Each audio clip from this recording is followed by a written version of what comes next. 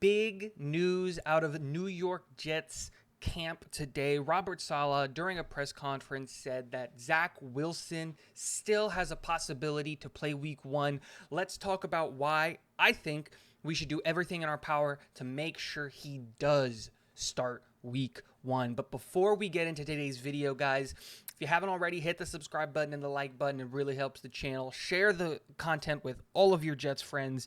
And last but not least, hit the notification bell to be notified whenever a new video drops. If you don't know, I write for a online publication solely focused on the Jets.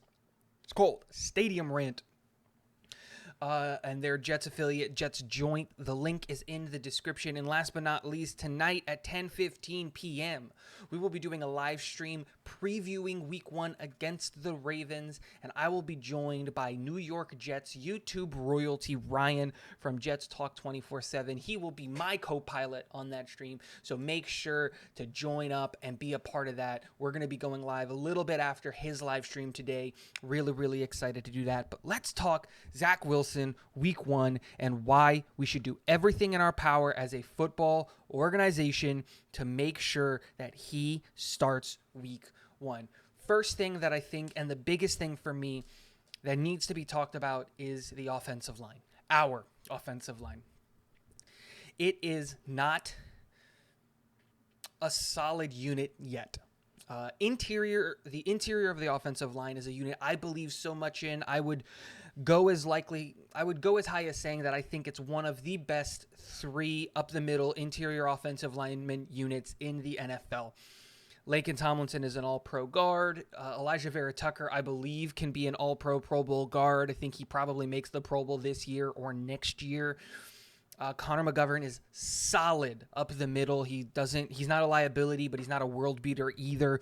He's exactly what we need up the middle, year in and year out.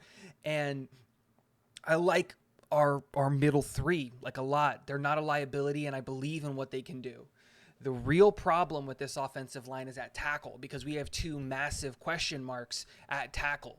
Dwayne Brown, being 37 years old, who previously was an all-pro and Pro Bowl tackle, is just in the later parts of his career, and I worry about his ability to still play at that high of a level at tackle. And then you got George Fant, someone who has shown to us in his career that he's not a good right tackle, has only shown us one good year of tackle play on the left side, and now he's playing right tackle, and then also coming off of a knee injury as well. It's one of those things where the tackle room is suspect, specifically with those two guys, and the fact that we only have Max Mitchell, a guy who I think is a little bit undersized for the position right now. And as you guys may know, I'm the biggest Max Mitchell fan. I believe that he is the right tackle of the future.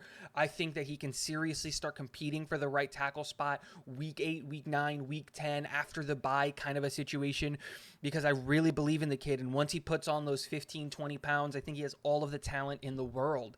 If he can stop playing over his toes, that's besides the point.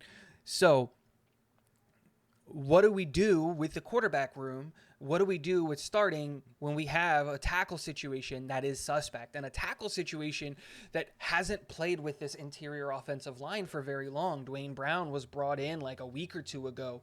George Fant has been playing on the left side all of camp and now has been moved over to the right side. There's a lot of new things to pick up. And how do we counteract that? And how do we take advantage of the fact that we don't have the best tackle situation? Well, one, expect that we should run the ball a good, heavy amount. Take advantage of the fact that we have two stud running backs in Breece Hall and Michael Carter. But I think the most important thing that we can do is take a play out of the Ravens playbook and have ourselves a mobile quarterback under center. If we can get Zach to slide constantly and to make sure that he's not taking contact if he doesn't need to, and don't fight for the extra yard like you're a quarterback. You don't need to fight for the extra yard, live to see another down. I would much rather have him under center. One, because we really need to evaluate Zach Wilson this year, but two, being able to move and bob and weave and have that arm strength, especially when you look at the fact that, like, they're going to be playing Kyle Hamilton, and we've got really fast wide receivers and tight ends that we can burn him with. there's a lot of things that we can do and a lot of matchups that we can take advantage of as the New York Jets, and we'll talk about more of that tonight on the stream. But the biggest thing I think that we need to do is we need to play Zach, because one, the more game tape we have on him, the more time we have to evaluate him is the most important thing that we can do. But also, having a mobile quarterback under center, especially when you're looking at the fact that the edges are probably going to be torching our tackles more often than not because of the lack of experience with one another that room has. So let me know what you guys think. Should we start Zach? Should we not start Zach? What are you guys' opinion on that? Like, I think we should play him no matter what, even if he's at 90%. His talent is so much better than that of what Joe Flacco can provide right now. And Joe Flacco is our backup. And I believe in Joe Flacco, but I'd rather see Zach out there than anything else. Let me know what you guys think in the comment section below. And last but not least, go Jets.